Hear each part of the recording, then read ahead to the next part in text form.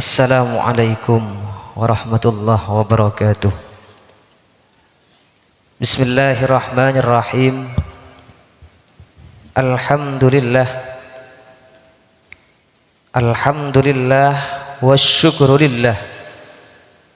Wan ni'matu minallah. Wala hawla wala quwata illa billah. Wassalatu wassalamu ala Rasulillah Sayyidina Muhammad ibn Abdillah wa ala alihi wa ashabihi wa mawalah.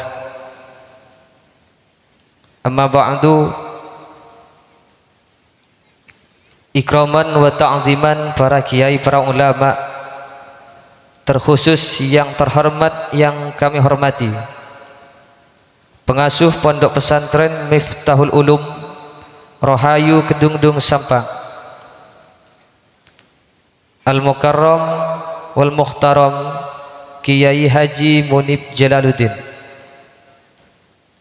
Yang terhormat yang kami hormati Majelis Keluarga Pondok Pesantren Miftahul Ulum, jajaran pengurus Pondok Pesantren Miftahul Ulum, Dewan Guru, asatid dan asatidah, para santri dan seluruh peserta upacara yang kami muliakan. Marilah kita bersama-sama memanjatkan rasa syukur kehadirat Allah Subhanahu wa taala,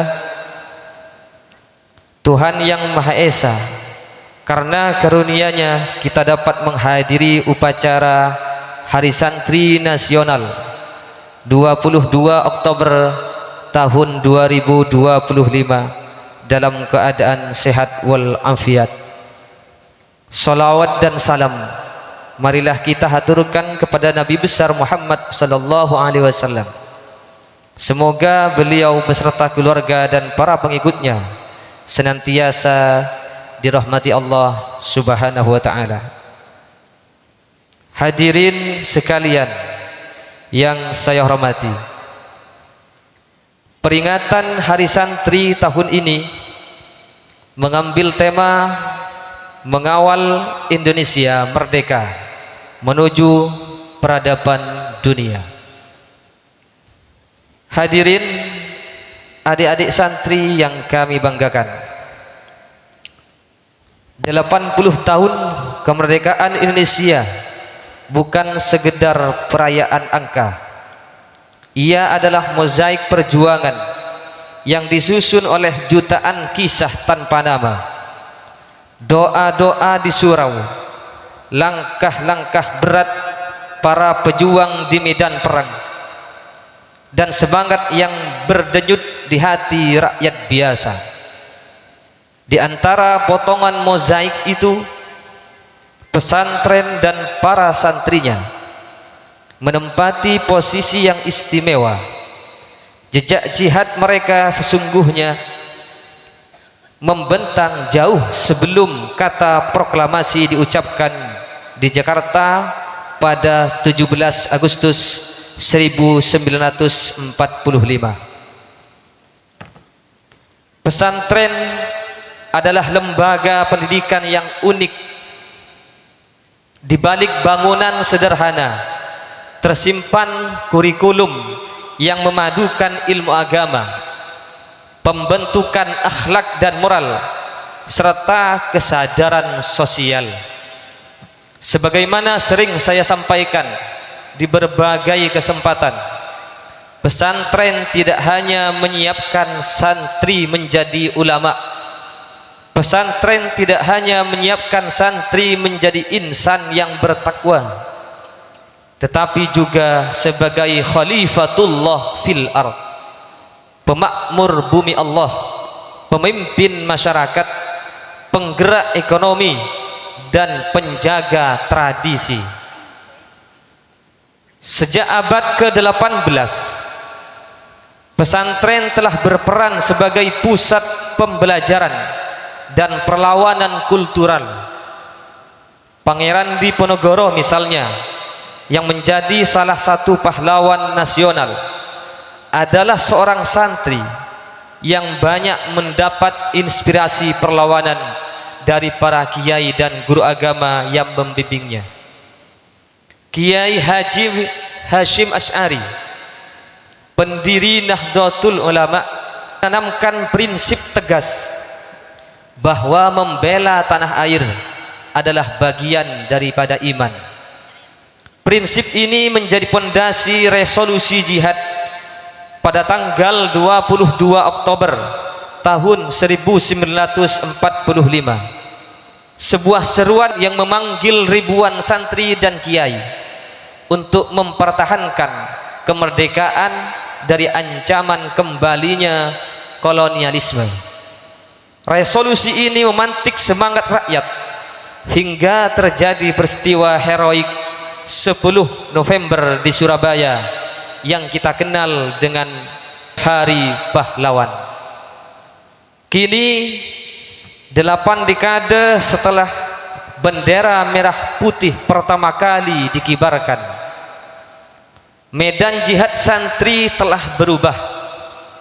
Musuhnya bukan lagi penjajah berseragam, melainkan tantangan yang lebih halus. Arus globalisasi, disrupsi teknologi, hoax yang memecah belah, materialisme yang menumpulkan nurani, dan krisis moral yang menggerogoti fondasi bangsa. Baru-baru ini kita dikejutkan oleh sebuah tayangan televisi nasional yang menayangkan tentang seorang kiai yang digambarkan hidup mewah, memiliki mobil mahal, sarung eksklusif, disebut memperoleh kekayaan hasil eksploitasi dari amplop santri. Seorang kiai yang digambarkan menerapkan sistem perbudakan. Jika kiai datang semuanya berdiri, cium tangan bolak-balik, bahkan jalan ngesok menurut mereka. Imbas dari tayangan tersebut, orang-orang non pesantren, orang-orang yang tidak pernah tahu tentang pesantren, mereka membuli, mencaci, menghina, dan melecehkan kiai dan pesantren.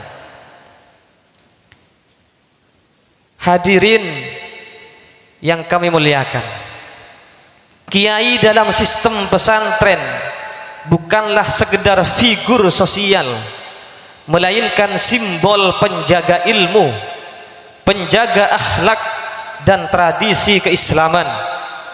Santri dididik untuk menghormati ilmu sekaligus penyampainya. Dari konteks inilah muncul tradisi tawadhu, tradisi tabarruk dan takdim, tradisi rendah diri, rendah hati, ngalap berkah dan penghormatan. Bukan tanpa alasan dan bukan tanpa dasar, budaya pesantren tumbuh dari nilai keislaman yang mengagungkan ilmu dan ulama. Sangat banyak dalil-dalil dalam petuah-petuah para ulama salaf tentang itu. Di antaranya yang sering kita kaji di berbagai pesantren, mengkaji kitab Ta'limul Muta'allim karangan Syekh Az-Zarnuji. Kita juga mempelajari Adabul Alim wal Muta'allim, adab tentang seorang alim, kiai, dan adab seorang santri yang ditulis oleh Syekh Hashim Asy'ari, pendiri Nahdlatul Ulama. Bahkan dalam diri santri telah tertanam apa yang telah disampaikan oleh Sayyidina Ali radhiyallahu an. Beliau dijuluki pintu Madinah, pintu Madinatul Ilmi, saking alimnya. Beliau berkata, ana abduman allamani harfan wahidan, insya'ah ba'ah wa insya'ah a'taqoh wa in sya'ah istaraqah. Saya adalah budak dari orang yang mengajari saya meskipun satu huruf saja. Jika ia berkenan silahkan, dijual boleh silahkan, dimerdekakan silahkan, dijadikan budak silahkan. Dalam tradisi pesantren, tindakan seperti memberi amplop, berdiri, cium tangan, jalan, merangkak, semuanya itu bukanlah bentuk eksploitasi atau feodalisme, melainkan sebuah ekspresi rasa cinta kami santri, bentuk terima kasih, adab dan penghormatan terhadap guru. Andaipun itu orang-orang non pesantren, orang-orang yang tidak pernah mengenyam pesantren, menganggap bahwa semua itu adalah praktek perbudakan, kami santri siap menjadi budak daripada guru-guru kami.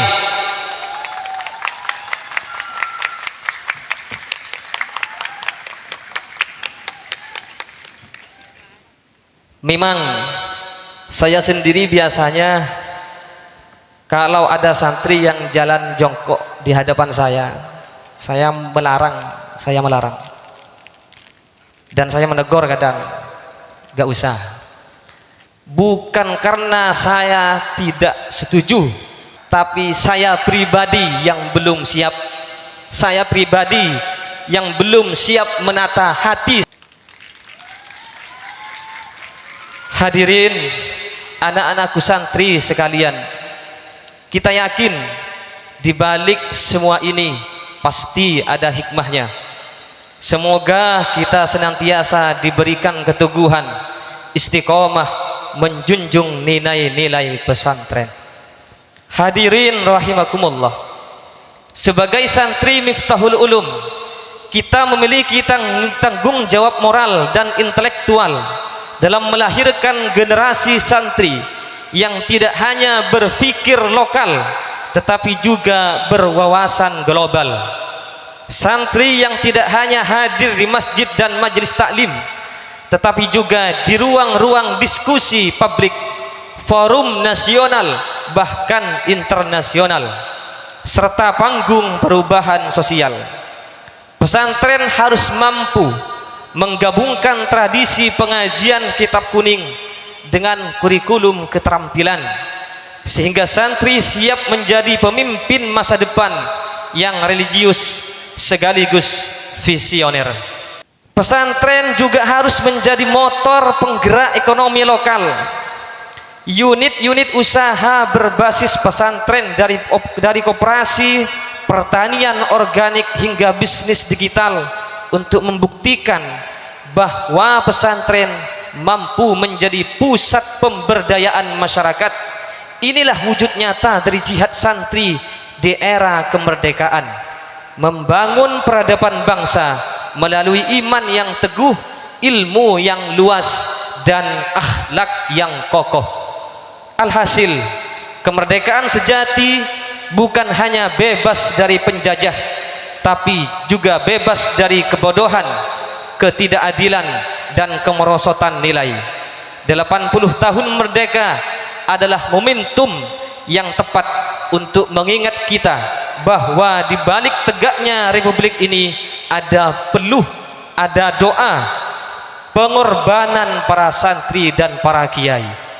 Mereka telah menulis bab-bab penting dalam sejarah Indonesia, dari medan perang Surabaya hingga ruang-ruang kelas pesantren hari ini. Dan selama pesantren terus mencetak generasi yang berilmu, berakhlak, dan berjiwa pejuang, peradaban bangsa akan selalu memiliki akar yang kokoh dan ranting yang menjulang. Maka pada kesempatan kali ini, perkenanlah kami mengucapkan selamat Hari Santri Nasional 22 Oktober 2025. Semoga menjadi momentum untuk kebangkitan para santri dalam berbakti dan ikhlas mengabdi untuk bangsa, negara, dan masyarakat tercinta. Demikian, terima kasih. Wassalamualaikum warahmatullahi wabarakatuh.